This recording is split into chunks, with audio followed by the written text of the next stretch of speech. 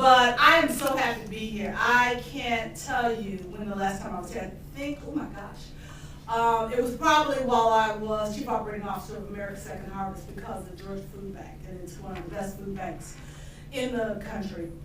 And so I did a lot of work with folks down here. Yeah, I know that's exactly when the last time I was down here. That was probably about 2005. So it is good to be back. And I was at the law school all day. That's why I'm wearing my red and black. And I spoke at the law school, and they all look like babies. God, we're old. And then we have to tell people, how long have you been at law school? 31 years. It goes fast.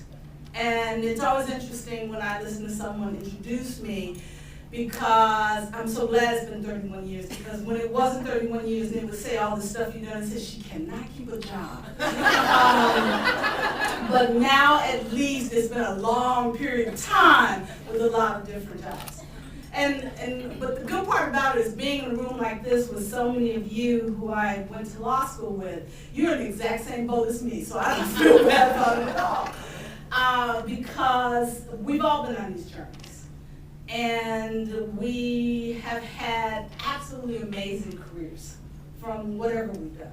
And everybody has a different set of experiences. And I'm just so sad that I won't have the time tonight to spend hearing about it. But this conversation started on an email that we need a vacation somewhere. And I am suggesting that it be in Italy. I know where all the best restaurants are, all the best bars are. I live 5 blocks from the Vatican. You can go to church if you feel the need. Mary, I'm putting this on you, okay? You have a new responsibility, and that is to organize us for something. It doesn't necessarily need to be Italy, but keep organizing us.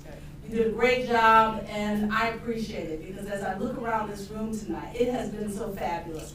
And I've said to all of you that I've had the opportunity to hug and kiss, that you all look the same. And everybody's, yeah, right. Yeah, right. But yeah, okay, we got a few extra pounds, we got a few extra wrinkles, but we all look the same. And it feels really good to be here with all of you all tonight. I have this long list that they gave me as an outline, and it says, briefly share your background. The reality is, many of you in this room know far too much about my background before law school and during law school. So let's talk about after we got out of law school and what happened from there.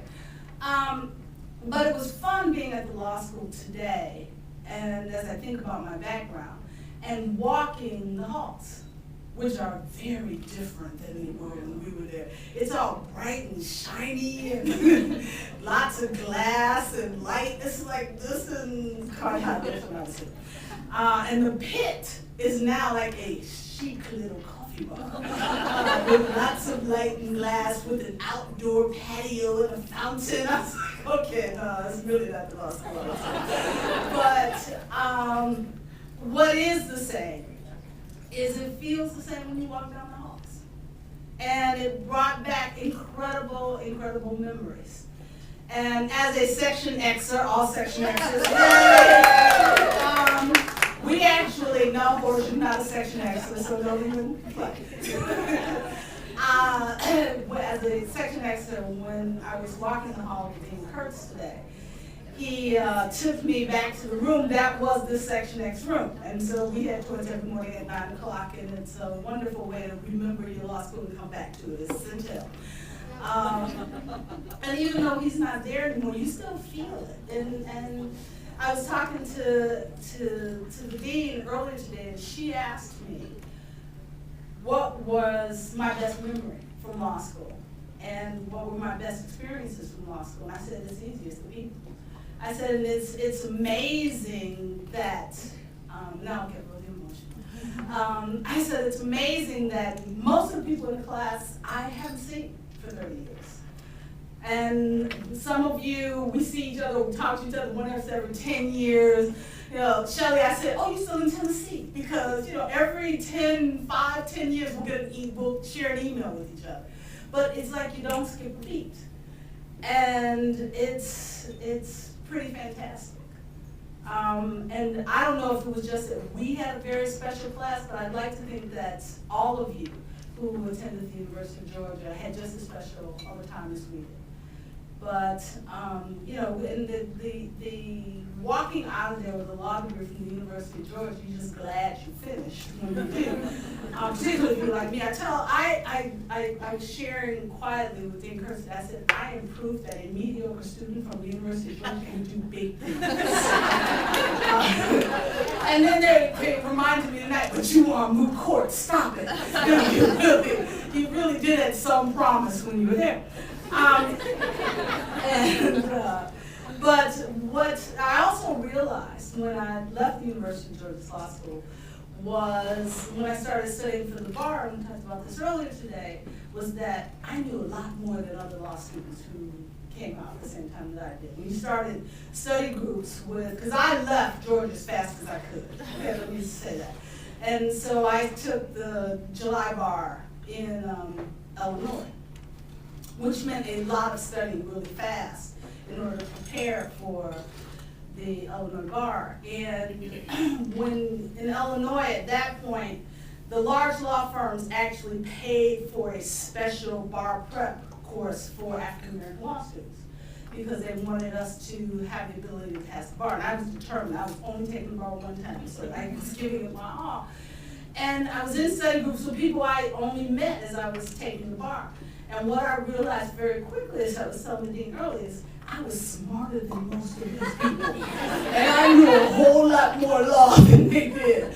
And I said, you know, that law degree from the University of Georgia is not looking all that bad.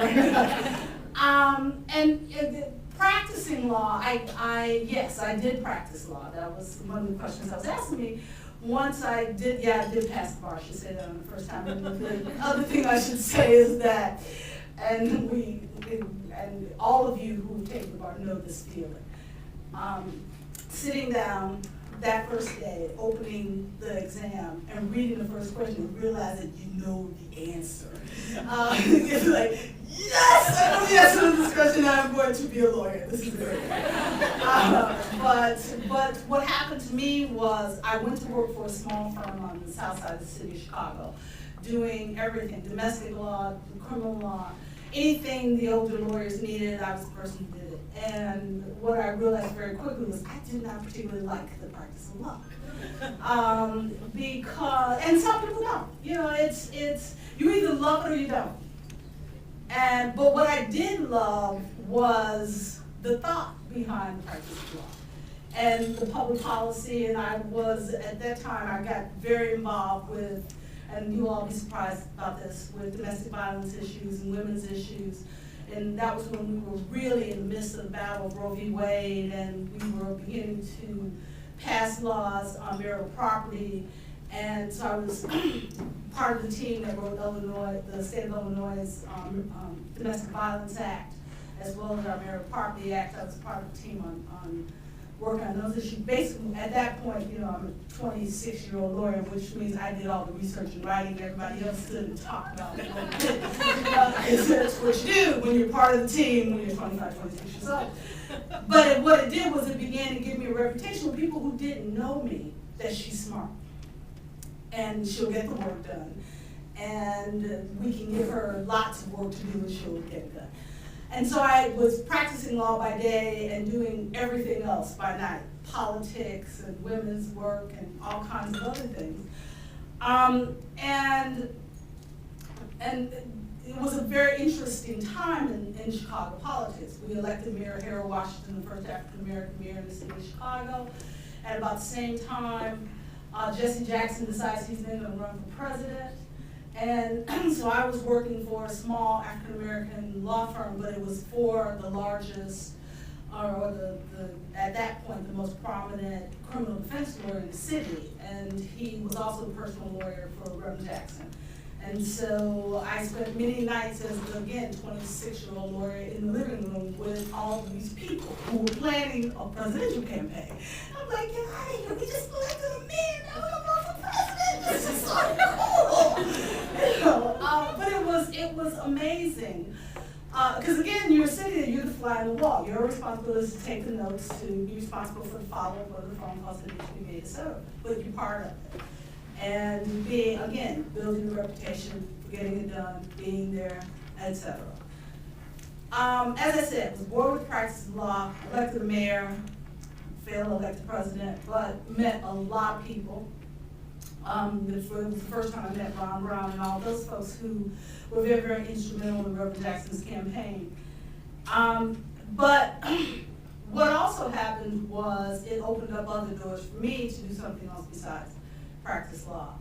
And this was pre the Croson decision, and so there was still affirmative action in the state government. So I was appointed as the deputy EO officer for the Water Reclamation District. And they gave me that because when I was saying I was doing all these other things on the side, I actually wrote for Cook County the first affirmative action ordinance that the county passed for one of the, but see, you do all this stuff and none of it has your name on it. You know, it has other people's names on it. But people pat you on the shoulder and say, really good job. And so we passed the first affirmative action ordinance that provided opportunities for women and minorities that did not exist in Cook County before. And mind you, I've at this point been out of law school 4 or 5 years, and we've done all of this. And so I went to work for the Water Reclamation District as the deputy in their affirmative action office. And I can tell you anything you want to know about sludge and sludge contracts and sludge movement contracts, sludge cleaning contracts. Well, it's big money in sludge. And anybody who doesn't know what sludge is, I'll tell you afterwards.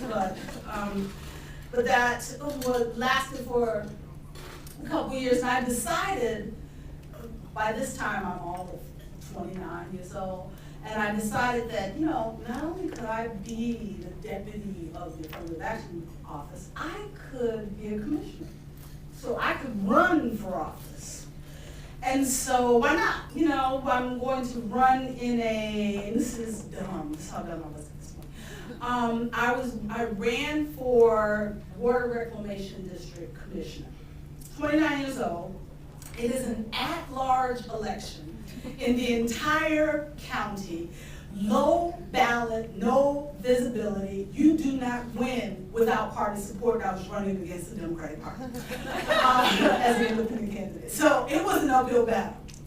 But what happened was it was the best yuppie-buppie campaign the city of Chicago had ever seen. And we brought together all those, this was before Gen X and everything.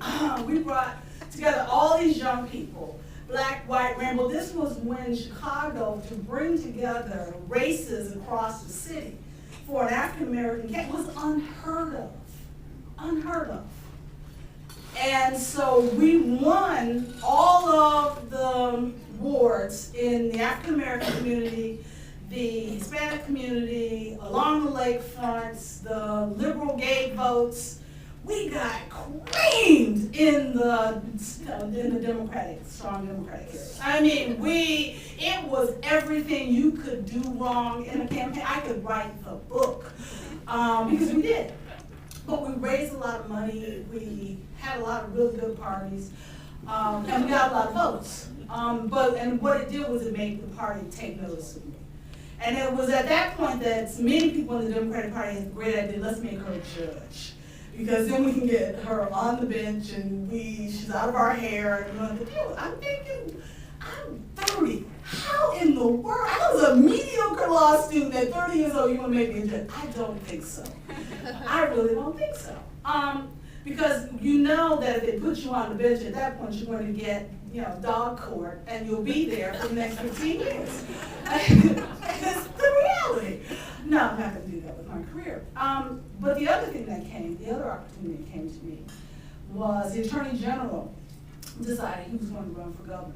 And so he said, why don't you come and serve as my deputy campaign manager?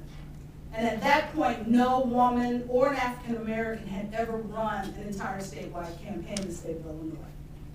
And again, I'm 30 years old. And everybody's like, who is she? Well, she's this person who works really hard and she's smart. And I'll take that any day of the week as a description. And so, in order for me to be part of this campaign, what he first did was made me the Assistant Attorney General for the western part of the state of Illinois. So now I'm 30 years old and I'm the Assistant Attorney General, okay? And I ran an office for them that did all of the consumer protection work and all the things that you do in an agent's office. But I only did that for a year because basically what I was doing was holding space so that he could prepare to run for governor, and I was working very late at night doing his campaign plan and putting everything in place so that he could announce his run for governor. As soon as we did that, I left and worked on the campaign full time. And it was an amazing ride, and we lost. There's a pattern here. I lost. We lost. But this time, we only lost by just about 1 vote per every precinct in the state of Illinois. But it's still a loss. But what happened was, again, I got more reputation as she works really hard, she gets things done, she gets along with people, all of the things that, I hope all of you remember me for as well. But, and so now it's 1980, what is it, 19, no, it's about, we're coming up on the 90s now. So about 1990, what year did it come from? 89. It's about 1989. And I had an offer to come and work to come and interview for a position at AT&T as their State Director of Government Relations. Now, those of you who graduated in the class of '82, remember, when we were in law school, we were told you should not wear bright colors in court or when you are making any presentations because they will notice you are a woman. And those of you who are younger, it seems like really odd now, but there weren't a whole lot of us, okay? And there was nobody above us to give us real advice. We were groundbreakers, and so many of you, any of you could get up here and talk about being the first person who did X, because we were in our careers, and that's just the reality. I wore a red coat dress, I will never forget, to my interview for AT&T. Because it was one of those things where I said, I am at a point in my career where they will either hire me for what I know and who I am, and not because I have on this red dress. You were wearing a red outfit now, and we couldn't do that. And you know this because you were about the same time as us. And they hired me on the spot. I met with the VP, and I suddenly became the representative for AT&T in Illinois during a period of time of the breakup of my bill. And so I did all of the interlata legislation to help design all the policy around the AT&T and the telecommunications industry, their presence in Illinois. Now, what was interesting at that point, like I said, it's about 1990. There were literally, think about this, we're in 2013, that's not that long ago, 1990, 3 women who lobbied for business interests in the state of Illinois in 1990. I remember the Chicago Tribune did a front page story on groundbreaking women. 3. And now, you go down there and it's like women are running the place. But it was at that point to sit at the table with all the bell guys in their black suits and gray suits and white shirts, and you be the person who was setting the strategy for the legislation was unheard of. But I, like most things, didn't do that for very long. Because the Speaker of the House decided that, it was so great having me there that we had this thing called redistricting coming up. And what he really wanted me to do was to be his appointee on the redistricting commission and draw the lines from the map for the entire state, for the legislative, both the House and Senate races in the state of Illinois. If you Google me, there is a Cousin versus the state of Illinois, because we lost that too. We lost the map and we lost it in federal court. We filed a lawsuit in federal court because we lost at that point, when you had a tie under the district commission, how they decided which map, whether it was Republican map or the Democratic map that they wanted to do, was they pulled it out of the hat. I'm not kidding. They had two balls in the hat and they pulled it out. They've since then changed that. But that was what we did. And they pulled it out of the hat and Republicans won, so they adopted their map. The Supreme Court didn't like that very much, and so that was why they changed it. But, and the lawsuit contesting the process was Ertharin Cousin versus state of Illinois. And so when writing and helping draw the lines for the map, I actually argued against majority-minority districts, because in the state of Illinois, the way they drew the lines for majority-minority districts was they would draw the lines across socioeconomic groups that had absolutely nothing in common other than race. And what would happen is you would have very low African American turnouts, and you have very high white turnouts, because you had high economic demographics in the white community and very poor demographics in the African American community. And that's how they draw the line to give you majority-minority districts. They were majority in number only, but not in voting population. And so I got into this big fight with the NAACP. By this time, I'm 35, so 34, 35. They fly me to Washington, to the National Democratic headquarters, and I have to make a presentation to Ron Brown.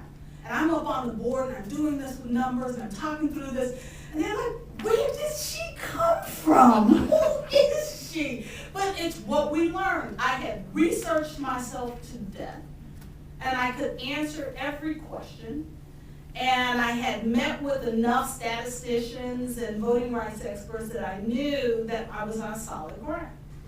And since that time, the districts, the way they were drawing them, have in fact been found unconstitutional. But at the time, it was me versus the NAACP, young upstart woman, who in the world? But again, building a reputation of somebody who works very hard, gets it done, is willing to spend the extra time. By this time, there's this guy who decides to come run for president, Bill Clinton. And they came to me and they said, we'd really like you to help us on the Clinton campaign. And you all remember what it was like when Clinton ran the first time. Okay, we love him now, but come on, think about it. When Clinton was running, he was the governor of Arkansas. He had this interesting reputation in Arkansas. And all of this stuff was coming out. And they come and they say, we want you to work for Bill Clinton. I'm like, I'm gonna run my mother. What are you talking about? I said, I'm gonna run Bill Clinton. This is craziness. And so I said, let me think about it and keep working. I still have a job. I'm working for AT&T at the same time. AT&T was a very liberal company. They let me do all this stuff. And then I went to the Republican convention in Houston, where Pat Buchanan made the speech about us versus them, and I'm not going to get into political conversation because I know we're all persuasions here.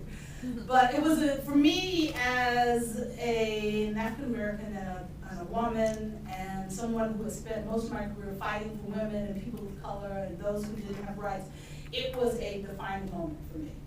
And I called up the Clinton people that night from my hotel room. I said, you got me. Whatever you want, I will do it.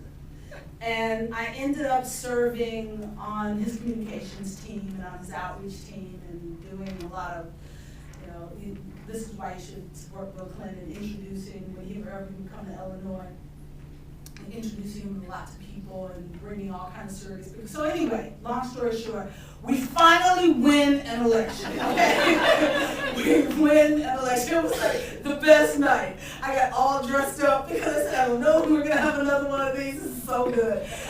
It's so much more fun to win. And they put us all on an airplane and took us to Little Rock the next morning. And we had a big party the next day in Little Rock. And people were saying, you got to come to Washington. So I walk in the next day and quit my job and literally go to Washington like that. And I left AT&T and went to Washington, became first the head of the research department for the Democratic Party. And I ran all of the opposition research work when opposition research was first becoming in vogue for the Democratic Party. And very quickly, I think in 6 months, was promoted to Deputy Chief of Staff for the entire National Democratic Party. And I'm still not 40 yet. So it was an amazing ride. And I learned a lot of lessons. It was one of the first things I learned was if you want a friend in Washington, your dog is real. That you know, it's a very interesting place. But I also met amazing people who were in this business for the right reasons, because they really wanted to make a difference in people's lives. And I was at the Democratic Party, and it was about this time in Clinton's first term, the beginning of his first term, and we were preparing for midterms, and we got creamed in the midterms elections. I mean, just absolutely destroyed in the midterm elections, if you all remember that from Clinton's first term. And so they cleaned out the Democratic Party, and they were, thank you very much for your service. We think we'll get some new people over here.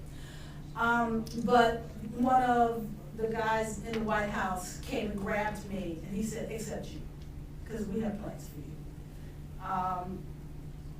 Again, we think you work very hard, we think you work okay, fine. And so I went to the White House, and they said, we noticed in your resume that you studied international law with Professor Dean Rusk at the University of Georgia. Okay. We need a political person in the State Department, and we'd like you to be that political person in the State Department. So I go from being Deputy Chief of Staff of the DNC to White House liaison for the State Department overnight. But it wasn't really overnight, because you have to go through the top secret clearance thing that takes about 6, 8, 10 weeks. And so it was this is when I really learned what Washington is like.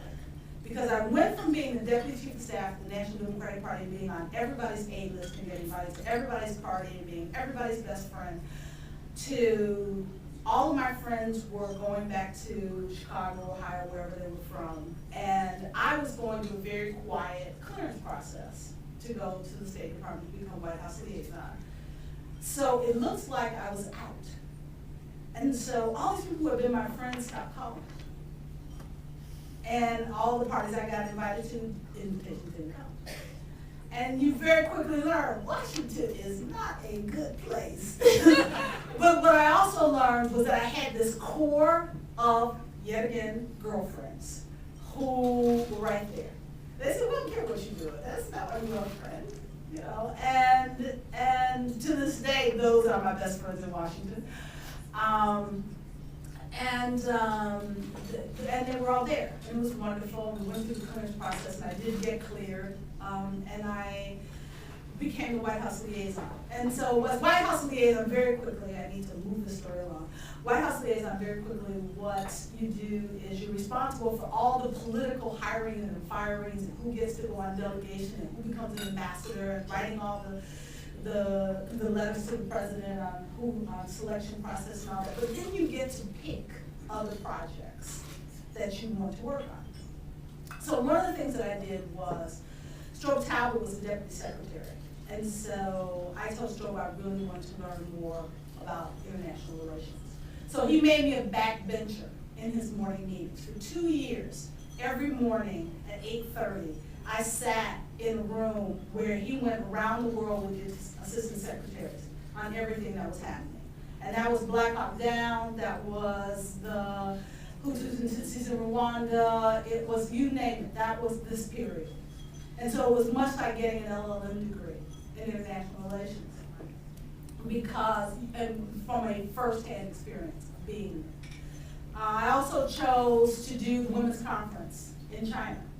And so I was part of the leadership team that organized the U.S. presence, and we had 15,000 United States women who would travel to Waru for the Women's Conference in China. And so all of these really amazing experiences.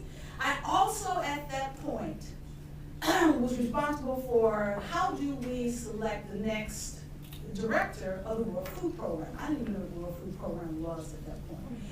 But I had to read very quickly and learn what it was, and Catherine Bertini at that time was the head of the World Food Program, and she was a Republican. But the entire NGO community wanted her to stay in this job. And so the more I read about her and the more I got to know about her, I said, we need to keep her in this job. But that's like the coolest job ever. And put it into my memory banks. So went through that, left the State Department to go re-elect Bill Clinton. So I went back to Illinois as State Director for Bill Clinton. And we won again, so 2 elections, I won at that point. And came back to Washington, and at that point, I had offers to become the political director for Al Gore in the White House, the senior advisor for Madeleine Albright in the State Department. She was becoming the Secretary of State. Or, okay, so those of you who spent some time with me know this part of the story. I could go back to Chicago and get married, and I did. So I went back to Chicago, I got married, and became the Vice President of Government and Community Affairs for Jewel Food Stores. So that was when I worked for Jewel. My sisters all say I got married because I was tired. I think there may be some truth to that. But that's a conversation for another day and a lot more drinks. And so the marriage didn't go all great, but moving to Jewel Osco did. And so I was at Jewel Osco when Jewel was purchased. Jewel was part of American Stores at that point. And American Stores was purchased by Albertsons. And they were again cleaning house. The CEO from Albertsons came and got me and said, everybody except you. And I became the Group Vice President of Public Affairs for the entire company for Albertsons, which was a new $56 billion a year company with presence in 37 states around the country. I moved from Group Vice President to Senior Vice President, became part of the Operating Council at Albertsons over a 6-year period. So, and what the Clinton administration did was say, okay, fine, you can actually leave, but we're not going to let you go. We want you to become we're going to appoint you to the BIFAD, the Board for International Food and Agricultural Development. You want to work for the grocery stores, we're going to put you on BIFAD. So now I'm learning everything about food. I've done communication, now I'm doing everything about food. And so I'm on the BIFAD for 4 years. I serve for Albertsons as Senior Vice President. And any of you who work in corporations at that level, my hat goes off to you. Because I was responsible for our quarterly earnings statement every 12 weeks. And I was the person who had to present to media on our quarterly earnings statement at the time that Walmart was making its play in retail food and was devastating retail food across the country and changing the face of how we grocery shop and what it means to operate retail grocery stores. It was not a pretty time. But it was the first time in my entire career that I had made some money. I should say that. And that felt really good, you know, because I had spent most of my career in and out of government, on campaigns and in politics. And you don't really make a lot of money doing that. When you go to work doing the corporate earnings statement for a $56 billion income, they pay you really well. But they did not pay me well enough to do the work that I was doing for a long period of time. And I was, at that time, was asked to be on the board of America's Second Harvest. I served on their board for 2 years. The CEO knew he was going to retire. He said, I want you to come in as COO. Because when I retire, you should be the next CEO of America's Second Harvest. And I saw it as a way out, yes. And so my CEO had told all of the senior officers we had to cut our budgets by 10%.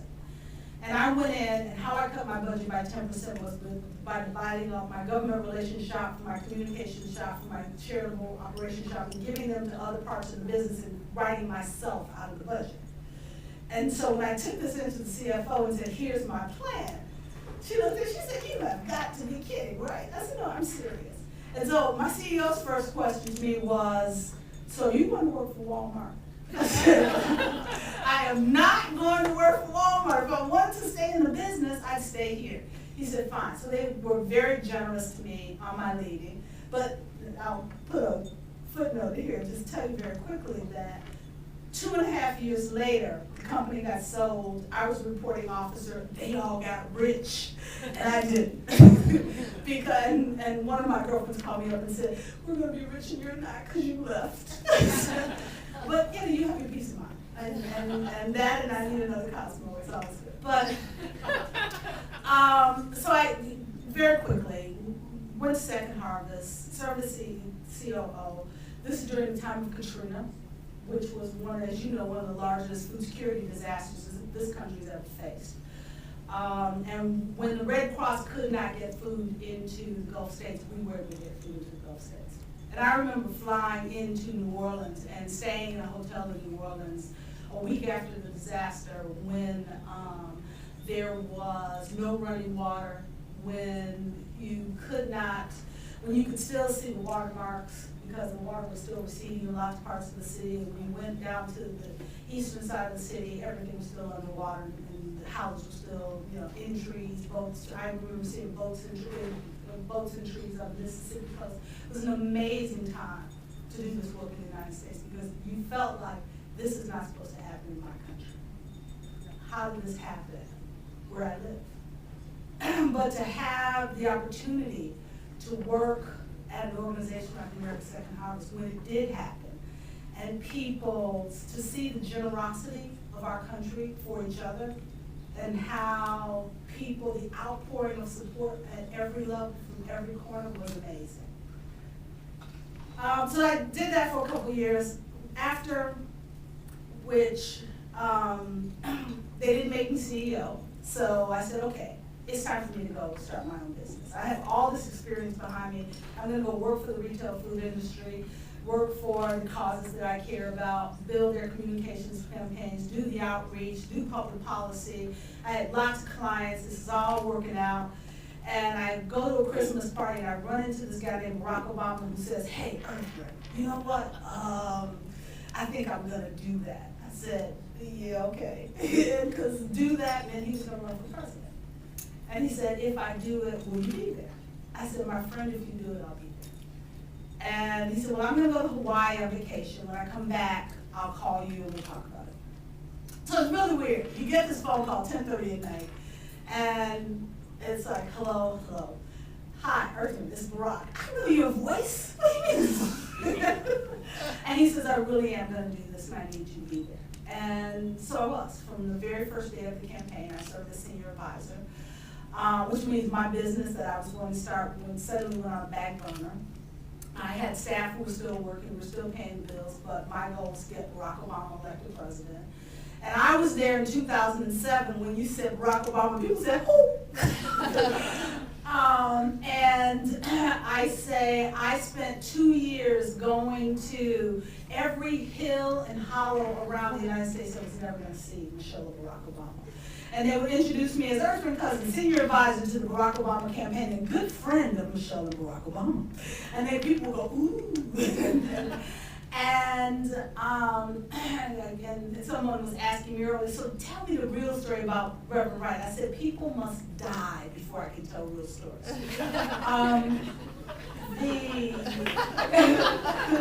It's true, I'm not writing a book to all of you all are dead. Okay? Just can't do it. So we went through the campaign, and I called up, because I had worked for the Clintons, so you heard that part of the story. So I called them up, called up my friend in their office and said, look, I'm going to work for Barack Obama. And they said, look, you get a buy, because you're from Chicago, he's your neighbor, literally, he lived 2 blocks from me in Chicago. He was my state senator before he was my U.S. senator, before he was our president. And they said, you get a buy. And he said, and you'll be back by the summer. You know, they had seen us work on the Jesse campaign. And, you know, these things didn't last very long. So you go do that. Because this was Hillary's time. She was supposed to win. She was supposed to be the nominee. And we kept raising money, lots of very small donations from people like my mother, who, I laugh, who would say, you know, I pay my bills every month, and I send a little something. And there were people around the country who felt just like my mother. And so it became this money machine with small donations. And so the small donations and the fact that he would go and have these speaking engagements where 35,000 people would come is what kept us in the race when all of the polls said we couldn't. So fast forward, we win again. And when we win, they said, what do you want to do? And I said, I'm going to go back and run this business. I said, but you know, there's one thing I want to do if you guys would let me do it. What is it? I want to be the ambassador to the wrong agencies. And I told them what this job was, blah, blah, blah. And they're like, how do you know that? Because I know. And so he said, why not Ertharin? Because everything on my resume said I have been preparing my entire life for this job. And so I was able to support the U.S. government's position as the largest donor country to all of these agencies in support of hunger relief and food security and agricultural development for 3 years. At the end of 2011, middle of 2011, they started, the incumbent's term was coming up. And you can serve 2 terms. She wanted to serve a second term, but they were trying to decide whether or not they wanted to be appointed for a second term. They said, let's think about some other candidates. And Susan Rice said, why not Ertharin? And it became, again, a girlfriend thing, with the girlfriends, including Hillary Clinton, saying, why not Ertharin? And so they had a series of interviews with all the candidates that they were considering, and the President Obama said, why not Ertharin? And so Hillary and Obama nominated me to Ban Ki-moon. I met with Ban Ki-moon 2 days after Christmas, and we were supposed to meet for 20 minutes, ended up meeting for 45, and here I am. And he appointed me to the post. I started serving in April of last year. We feed 100 million people a year. I have been to over 50 countries in the last 5 years, last 4 years. And it's an amazing ride. I've had a great career, and if you've heard one thing, it's that I've had wonderful friends along the way. And I appreciate all of you for being part of that story, so thank you very much.